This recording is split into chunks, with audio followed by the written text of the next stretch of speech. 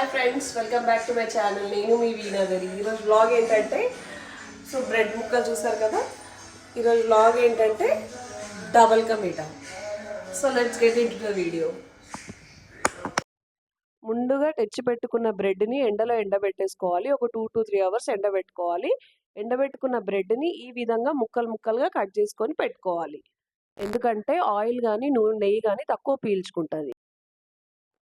ఇప్పుడు స్టవ్ వెలిగించాలి. వీడియోలో చూపించినట్టు విధంగా కడాయి పెట్టుకోవాలి. ఇప్పుడు వీడియోలో చూపించినట్టు విధంగా హాఫ్ బౌల్ నెయ్యి వేసుకోవాలంటే హీట్ అయిన కడాయిలో. ఇప్పుడు వేడైన నెయ్యిలో ముందుగా కట్ చేసి పెట్టుకున్న బ్రెడ్ ముక్కల్ని వేసి బాగా ఫ్రై చేసుకోవాలా. డార్క్ కలర్ వచ్చేంత వరకు ఫ్రై చేసుకోవాలి. బ్రెడ్ ముక్కలు అనేవి బాగా ఫ్రై అయినాయండి. ఈ కలర్ రావాలి, మంచిగా ఫ్రై అయినట్టు. ఫ్రై అయిన బ్రెడ్ ముక్కల్ని తీసి పక్కన బౌల్లో వేసుకోవాలండి. మిగతా బ్రెడ్ ముక్కలు కూడా సేమ్ ఈ విధంగానే కలర్ వచ్చేంత వరకు కూడా ఫ్రై చేసుకోవాలి.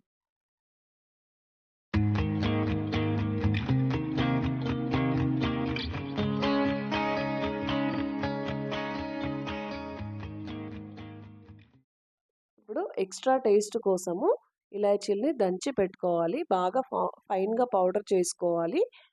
చివర్లో ఆ పౌడర్ని యాడ్ చేసుకోవాలి. ఇప్పుడు స్టవ్ వెలిగించుకొని కడాయి పెట్టుకోవాలండి.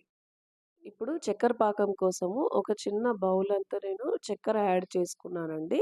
ఎందుకంటే నాకు స్వీట్ అంటే బాగా ఇష్టం కాబట్టి నేను యాడ్ చేసుకున్నాను. ఒక గ్లాస్ అంతా వాటర్ వేసుకోవాలి చక్కెర పాకం కోసము. నాకు స్వీట్ అంటే ఇష్టం కాబట్టి నేను కొంచెం ఎక్కువ మోతాదులో చక్కెర అనేది తీసుకున్నానండి. మీకు ఎంత కావాలో అంత వేసుకోవచ్చు.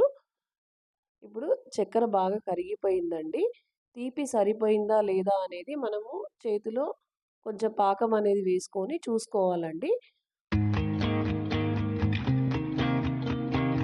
నాకైతే తీపి కరెక్ట్‌గా సరిపోయిందండి. ఇప్పుడు పాకం తయారైంది. మనం పాకం ఎలా వచ్చిందో ఒకసారి చెక్ చేసుకుందాము. ఈ విధంగా పాకం అనేది రావాలండి. అప్పుడైతే మనకు కరెక్ట్‌గా డబుల్ కా మీఠాకి సెట్ అయిపోతది. ఇప్పుడు ఈ విధంగా పాకం అనేది మరుగుతుంది కదా. పాకంలో మనం ముందుగా ఫ్రై చేసి పెట్టుకున్న బ్రెడ్ ముక్కల్ని వేసుకోవాలండి.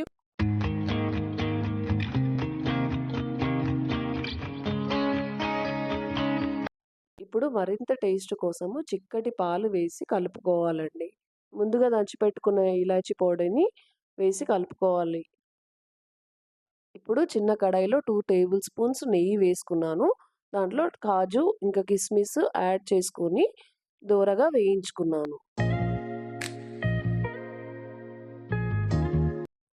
ఇప్పుడు దోరగా వేయించుకున్న డ్రై ఫ్రూట్స్‌ని రెడీ అయిన బ్రెడ్ స్వీట్ ఉంది కదండీ, దాంట్లో వేసుకొని బాగా కలుపుకోవాలి. గుమగుమలాడే డబల్ కా మీఠా రెడీ అయిపోయిందండి. నా వీడియో కనుక నచ్చితే like, share and subscribe my channel.